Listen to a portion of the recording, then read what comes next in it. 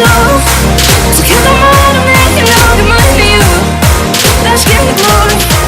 All the problems, because they got me coming. I'm just trying to keep it real. Can't raise your hands. Already grown, what you gon' do? Hey guys, welcome back to my channel. If you haven't already, like this video because you know it's gonna be good. Subscribe to my channel. You know, you can comment which one's gonna be your favorite part or what's your favorite advice. Oh, I just kicked my camera. But what's up, gamers? As you can see from my title, stop looking for love. Stop it. Stop it. Stop it. Out of like my whole high school class, I think there was 60 of us. There was only like 2 LGBT people in my class out of boys. And like the one thing I learned from that young man, the one thing I learned is that you don't go looking for love. Like, don't go out there like, oh my god, I need a boyfriend, da da da, I'm gonna treat my boyfriend like this, da da da. Because at the end of the day, your actions are gonna speak louder than your words. And at the end of the day, when you look for love, it's not gonna find you. Love is gonna find you when you're not expecting it or when you're least likely to believe at that point. That was, what was that? 3 or 4 years ago? So yeah, so at the time I didn't think about that. I'm just like, alright, I'm trying to find out, this, that, third. And then if you have seen my prom pictures before, how I took a boy, that boy actually was like, I wasn't looking, but then at the time he was like, I don't know, but just to explain the story, like back in the November when like me and my ex had broken up of that year, I think it was 2014 to 2013, I don't know. We broke up and I was just like, I was like kicking rocks and shit like that. Like I didn't take an L because losing me, you took the L. But I was just like, I need to find somebody. And like every day that person, my ex would, that new ex of mine that took the prom, he would mention like, hey, how you doing, this, that, third. And I didn't think nothing. And I was like, like, you know, you just meh. Like you just a nigga to talk to, like, you know. And over time, it was just like, okay. So we talked like a little bit like, hey there, what's your favorite color, little things like that from December to January. But then there was like a little break gap, and I don't know what happened during that month, but we just weren't talking. And so sometimes at night I just like to reread messages, and I was rereading those messages and I'm like, wow, this person's been like talking to me through like some of my ups, some of my downs. Like, let me try to, you know.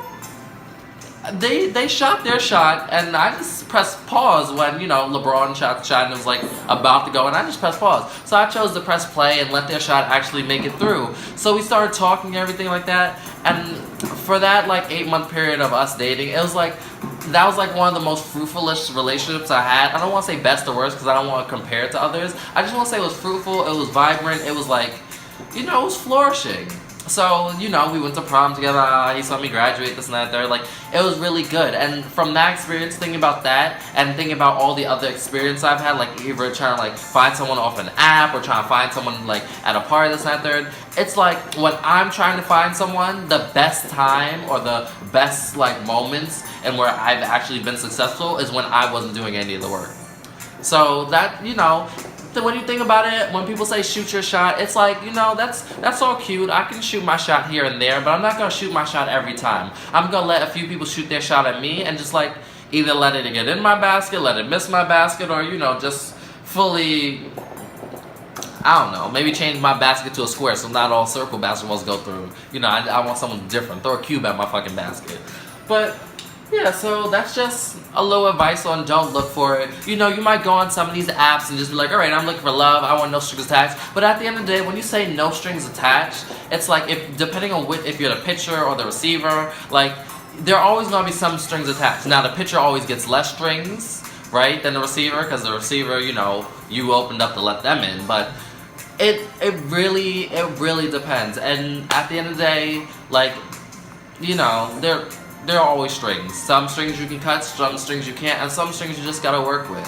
So, just heed that advice, don't look for it, and remember all those posts you see like, oh, I'm gonna treat my boyfriend like this, I'm gonna treat my girlfriend like that, like, let your actions speak louder than your words, alright? I remember there was this thing that I put on my Instagram, and she's like, I just want your actions to speak louder than your words when you talk to me. Why I gotta always talk first? Like, don't always gotta be the one to talk first. Just keep it mutual. Sometimes, like, when it begins, it's 50-50, but then during the relationship, it'll be 80-20, and then fluctuate. Just, you know, just take your time, take the time, learn the person, let them learn you, and don't go all out of your way looking for it, because you got so much more you to focus on than someone else. That's all for today. Thank you. Thank you for coming out tonight.